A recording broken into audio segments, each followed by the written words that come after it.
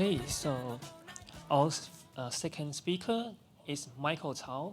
He will talk about channel simulation, tight meta converse for error and strong converse exponent.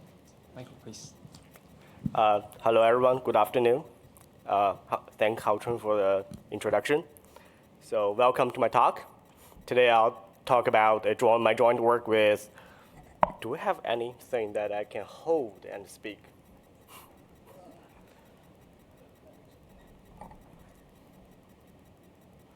I guess I'm just simply not tall enough for this speaker. This is joint work with Mario, Hao-Chung, Omar, Aadil, and Yongsheng. And the topic is about channel simulation, mainly the error and strong converse exponent, but we actually want to more emphasize on how we get those results. In particular, we want to present a framework that uses non-signaling relaxation and to gain us more insight and eventually get those large error deviation analysis. So let's start with a background story of channel interconversion. So channel interconversion studies the conversion of channels from one noisy channel to another from a communication resource point of view. So for example, one could ask, say, how possible is it to convert, say, n copies of channel V to m copies of channel W. So for example, in this is only illustration. It's not actually a very rigorous set of data. So for example, in this graph, we have n and m being integers. Then the darker it is, the more doable it is to do the conversion. So this line of study is to view channel as communication resources. Then ultimately, we want to gain an idea that how communication resources should be framed mathematically. Like, can it be framed as a single real number, like its capacity? Okay, we already know that. Or we need actually more description. So ultimately, that means that how this graph will look, especially for n and m to be large, or when we, in some nuanced approach, when n and m, they are changing or accordingly to some curves. So when n is large, and we are considering the target channel to be recreated to be perfect channel, that is the famous problem of channel coding. And it has been solved for decades ago by Shannon's famous channel coding theorem. And in this case, for each channel, noisy channel we consumed, we are able to recreate the capacity of that channel number of bits or nets, depending on your base. So on the other hand, the reverse way, if we consider the resource channel to be the perfect channel, and we want to recreate a noisy channel. In this case, it is also known that for each copy of noisy channel, asymptotically, the one is going to need capacity number of perfect channel. Of course, in the capacity, if capacity is under binary based, capacity in bits, then that perfect channel will be like a binary perfect channel. They have to match. So asymptotically, we do have a picture in the extremal case, right? Say if one side is identity channel. So one can always combine these two pictures and have a asymptotic view of the first picture. In this case, one will have a slope that is the ratio of the capacity. We know that below the ratio is going to be dark, and above the ratio is going to be bright. It seems that the problem is solved, right? Then why over here? So the problem is, yes, that is only a first order idea of how that picture should look like. How about more nuanced analysis? Because in real life, we can't have n and m to be infinity, right? So in a more nuanced analysis, when n or the block length grows gradually, like in this case, we still want to know that how things changes, how the relationship between, say, the distortion of the simulation and the communication rate, how they relate when we have n changes slowly, especially how this relationship changes. So in a situation, in a study, one could cut this graph horizontally, that for a fixed distortion, like we require that you have to achieve certain fidelity or certain recovery of the target channel, then we could study that how rate changes. Like in this case, for channel simulation, the rate will actually, the minimum rate you needed for recreating the target channel will gradually decrease and will converge to the capacity. And that's the small deviation regime, and that will usually give you the higher order terms on the capacity. Then there's large deviation regime. One consider for fixed rate of communication or fixed rate of the resource channel one can consume. Then we would like to see that how error or how distortion changes. In particular, when in the channel simulation case, when your rate is higher in the capacity, your distortion will go to 0 exponentially fast, and that exponent, which defines how fast you go to 0, is of interest, and that is called we call this in this case error exponent, because we copied the terminology from channel coding problem. Personally, I don't really like that term because more like distortion other than error. Then when on the other side, when your rate cross over, there's a phase change, cross over the capacity, there's a phase change, and your distortion will go to 1 exponentially fast. And we're also interested in that that exponent, that's the strong converse exponent. So, and before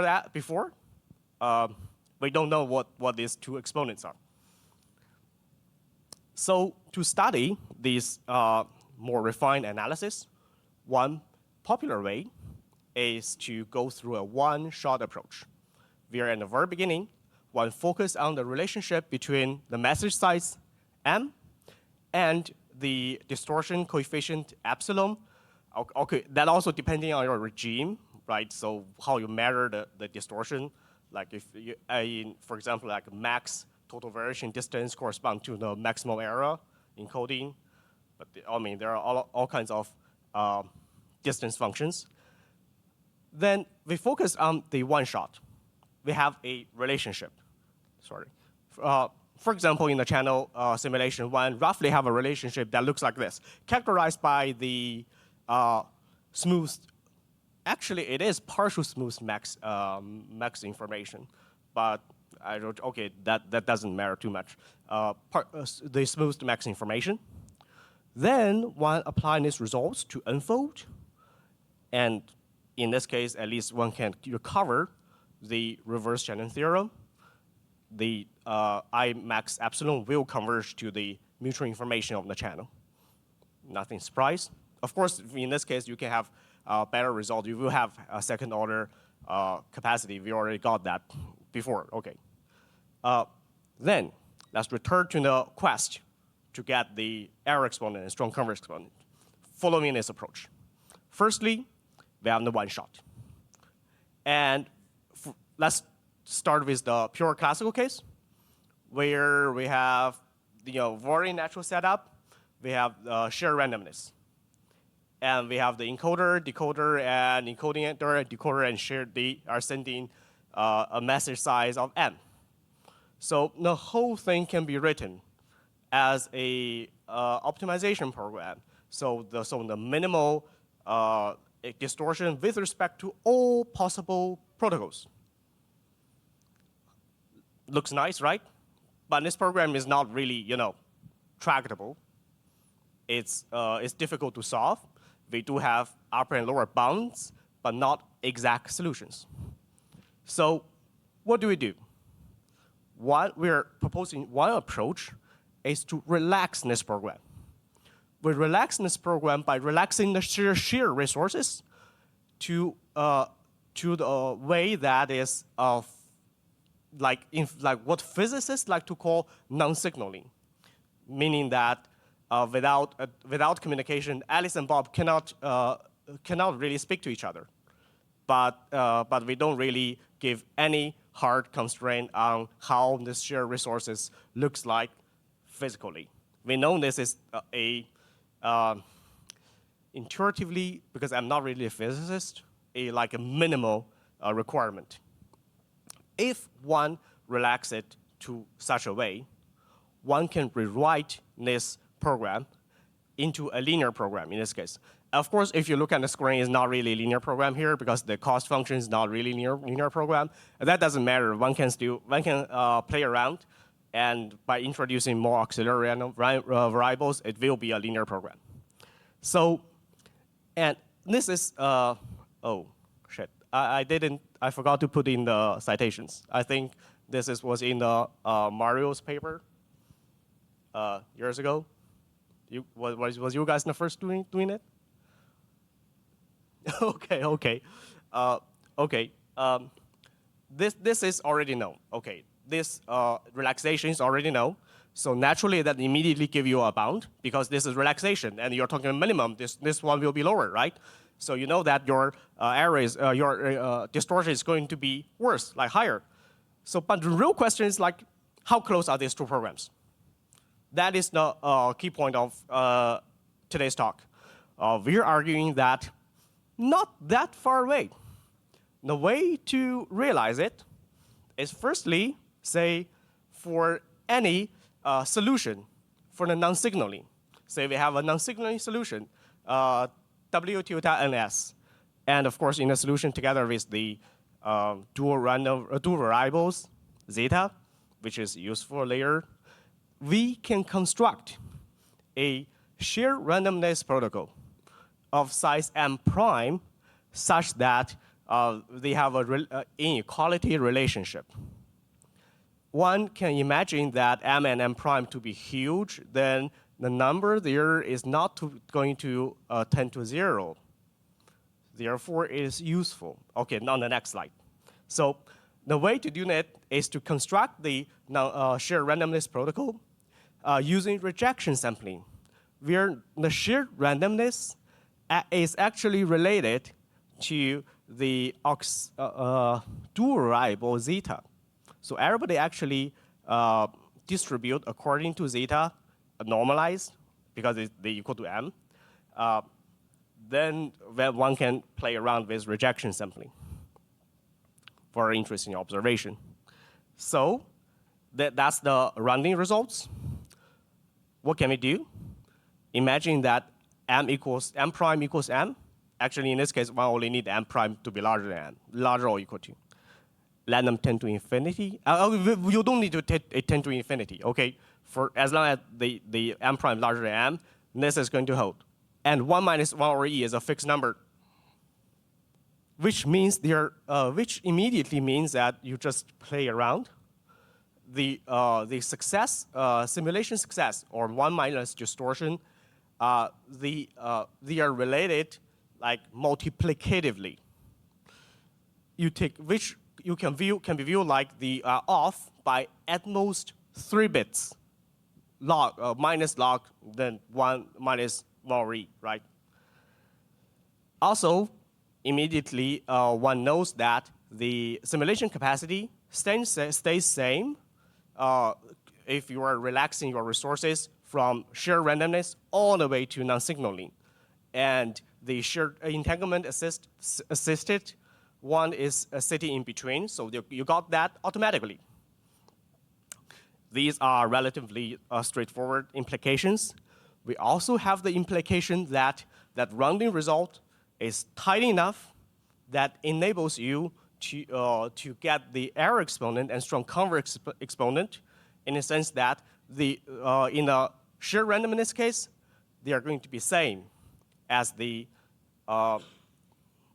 non-signaling case. Simply because that 1 minus 1 over e is a fixed number. It doesn't grow with the dimension at all. So what we did is we considered the one-shot NS distortion for channel simulation.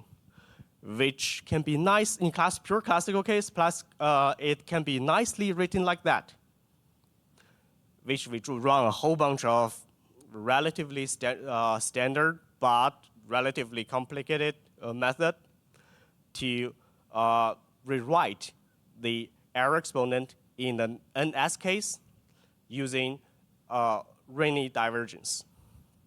So that is how we got the error exponent. Similarly, we get the strong converse exponent. And of course, the I alpha is the channel mutual information of order alpha. So, and interestingly, for the CQ case, one follows the same spirit. You do the relaxation, you get the meta converse. I mean, this is known. Then you ask how far they are. And due to the similar structure, we have similar, almost identical looking results with the key difference is being in how we get those results. The key difference is originally we use rejection sampling.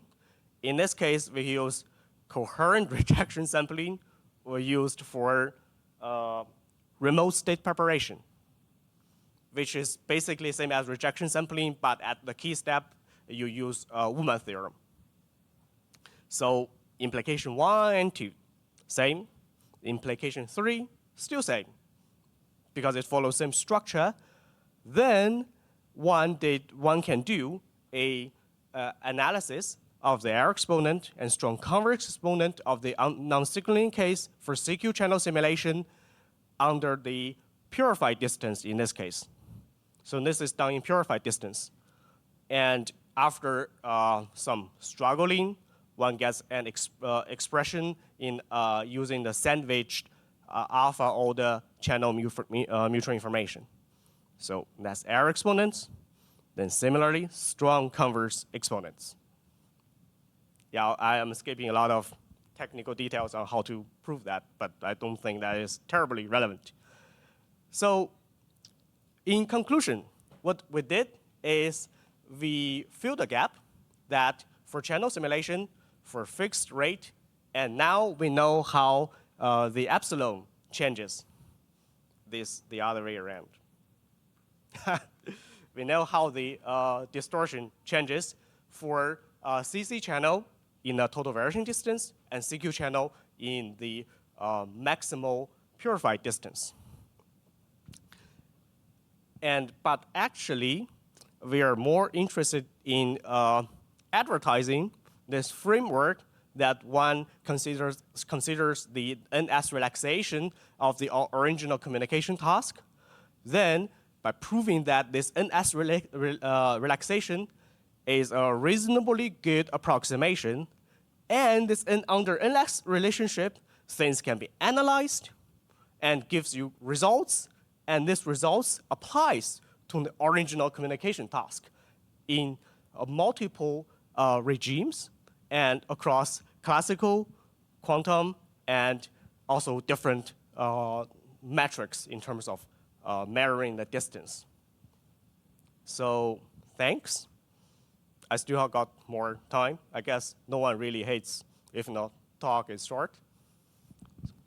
Thank you guys very much.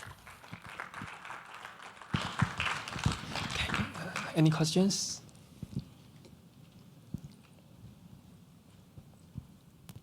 Hey, thanks for a nice talk.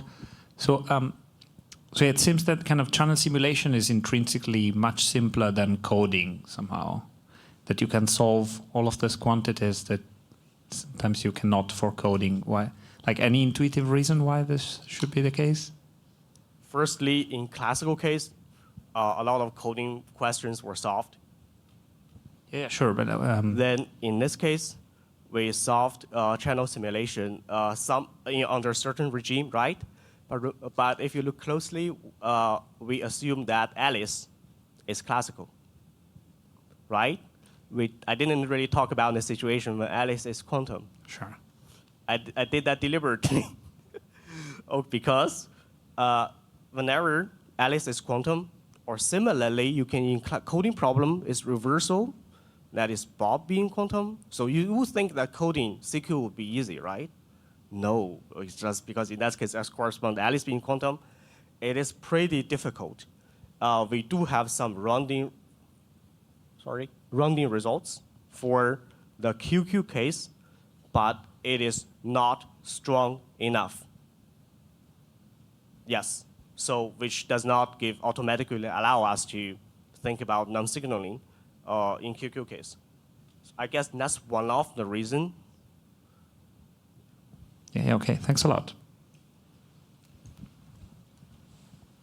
Yeah, thanks for the interesting results. So can you tell us a bit more on how the rounding works? Oh, yes, let's go to the CQ case, CC case, because I think that's the easiest one to explain. I only wrote one sentence, okay. So firstly, you assume that you have non-signaling. Then you have a feasible solution, and you have zeta. And your zeta is when divided by m, that's the probability, right? And you copy ym prime number of them. Then what you do is to do the rejection sampling with each time the rejection probability.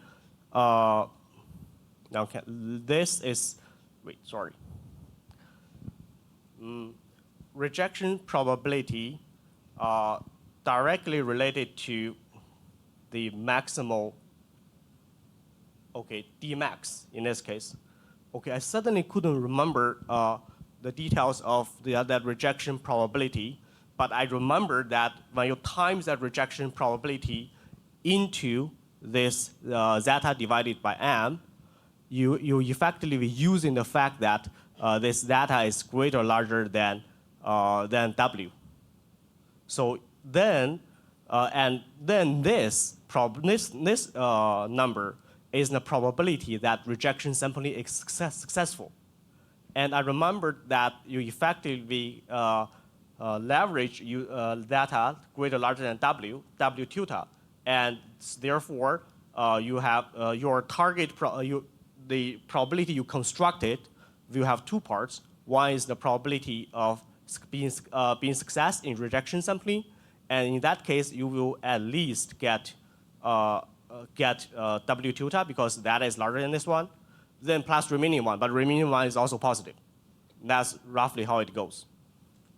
Okay, thank you. Any questions? Okay, let me comment on Ludovico's question. So here in this talk, we are considering only classical simulating, using classical message. So it's not like fully quantum communication scenario. But even though the classical communication of a quantum channel is still very difficult. So I do believe that simulation is a bit easier in the sense that there's no critical rate in this picture. But in communication, we do, at least for non-assisted case, in the classical case, we have this critical rate. So I think it's a fundamental difference. But Joe will tell you the latest development in this regard. But probably, yeah. I think so. And Mario and Aadil's a paper on the 1-bit activated channel also has some discussion toward this direction. So there's still very interesting things happening there. Okay, any questions? Hao-Chung? Yes. I still need to ask. Mario, do you need to run any advertisement for the group? Okay. Okay, so let's thank Michael again. Thanks.